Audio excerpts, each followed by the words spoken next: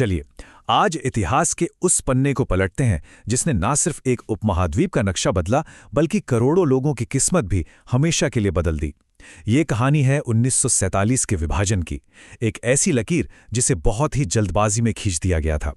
जरा सोचिए, 40 करोड़ लोगों से भरे पूरे एक विशाल उपमहाद्वीप को आखिर कोई कैसे बांट सकता है? 1947 में अंग्रेजों के सामने यही एक लगभग नामुमकिन सा सवाल खड़ा था। और ये नामुमकिन सा काम सौंपा गया सर सिरिल रैडक्लिफ को।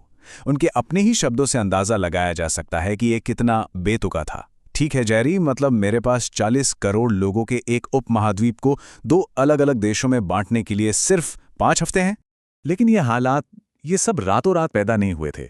इसकी जड़ें असल में भारत पर ब्रिटिश हुकूमत के 200 साल के इतिहास में थीं। और उस इतिहास की बुनियाद थी एक नीति पर, जिसे हम बांटो और राज करो के नाम से जानते हैं। तो ये बांटो और राज करो की नीति आखिर थी क्या? देखिए, ये एक बहुत सीधी सी रणनीति थी। इसमें स्थानीय लोगों को अक्सर धर्म के नाम पर एक दूसरे के खिलाफ भड़काया जाता था। मकसद बस एक था कि लोग आपस में ही लड़ते रहें और कभी एकजुट होकर हुकूमत के खिलाफ खड़े ना हो पाएं। इसी नीति ने विभाजन के लिए जमीन तैयार की। इसकी शुरुआत हुई 1757 में, प्लासी की लड़ाई के बाद, जब अंग्रेज व्यापारी से शासक बन बैठे। फिर अगली 2 सदियों तक भारत के बेशकीमती संसाधन जैसे कपास, मसाले, रेशम सब यहां से बाहर भेजे गए। और बात यही नहीं रुकी। पहले और दूसरे विश्व युद्ध में 10 लाख से ज्यादा भारतीय सैनिकों ने ब्रिटिश साम्राज्य के लिए अपनी जान तक दे दी। और इन सब के बीच जाहिर है भारत में आज़ादी की आग भड़क उठी। खासकर दूसरे विश्व युद्ध के बाद तो पूरे देश में बस एक ही आवाज गूंज रही थी, आज़ादी। अब इस आंदोलन की कमान कई बड़े नेताओं के हाथ में थी, लेकिन सबके रास्ते अलग अलग थे। महात्मा गांधी अहिंसा और सविनय अवज्ञा की बात कर रहे थे, तो जवाहरलाल नेहरू राजनीतिक बातचीत से हल चाहते थे। वहीं सुभाष चंद्र बोस का मानना था कि आज़ादी लड़कर ही मिलेगी। और उधर युद्ध से कंगाल हो चुका ब्रिटेन, वो बस यहां से निकलने का कोई रास्ता ढूंढ रहा था। तो जैसे जैसे अंग्रेजों के जाने का समय आया, उनकी बांटो और राज करो की नीति का असर दिखने लगा। माहौल बहुत तनावपूर्ण हो गया था। तो उन्होंने इसका समाधान क्या निकाला? वही विभाजन। ये फैसला हुआ कि एक हिंदू बहुल भारत बनेगा और एक मुस्लिम बहुल पाकिस्तान। और यहीं से कहानी में एंट्री होती है सर सिरिल रैडक्लिफ की, जिन्हें ये सीमाएं खींचने का काम दिया गया था। सबसे अजीब बात तो ये थी कि वो इससे पहले कभी भारत आए ही नहीं थे। सिर्फ 5, जी हां, एक पूरे उपमहाद्वीप को विभाजित करने वाली सीमा खींचने के लिए महज 5 सप्ताह का समय दिया गया।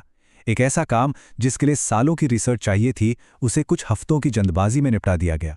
और जमीनी हकीकत वो तो और भी ज्यादा बेतुकी और दर्दनाक थी। इसका अंदाजा एक घटना से लगाया जा सकता है। जब एक गांव वाले का घर नई सीमा की वजह से 2 हिस्सों में बंट गया, तो एक ब्रिटिश अधिकारी ने मजाक में कहा, अब आप एक अंतर्राष्ट्रीय शौच क्रिया कर सकते हैं। यह दिखाता है कि पूरी प्रक्रिया को कितनी लापरवाही और संवेदनहीनता से अंजाम दिया गया। अब जाहिर है, जब इतनी जल्दबाजी में कोई लकीर खींची जाए तो उसकी कीमत तो चुकानी ही पड़ती है। और वो कीमत चुकाई करोड़ों आम इंसानों ने। ये एक बहुत ही दर्दनाक विदाई थी।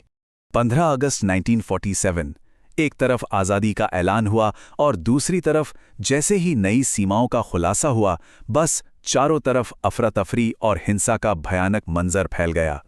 15 मिलियन यानी 1.5 करोड़ लोग। सोचिए, 1.5 करोड़ लोग रातों रात अपने ही घरों में पराये हो गए। ये मानव इतिहास का सबसे बड़ा विस्थापन था। लोगों को सीमा के सही तरफ जाने के लिए अपना सब कुछ, घर, जमीन, पहचान, सब कुछ पीछे छोड़कर भागना पड़ा। और इस अफरा तफरी और भयानक सांप्रदायिक हिंसा में अंदाजा है कि करीब 20 लाख लोगों की जानें गईं।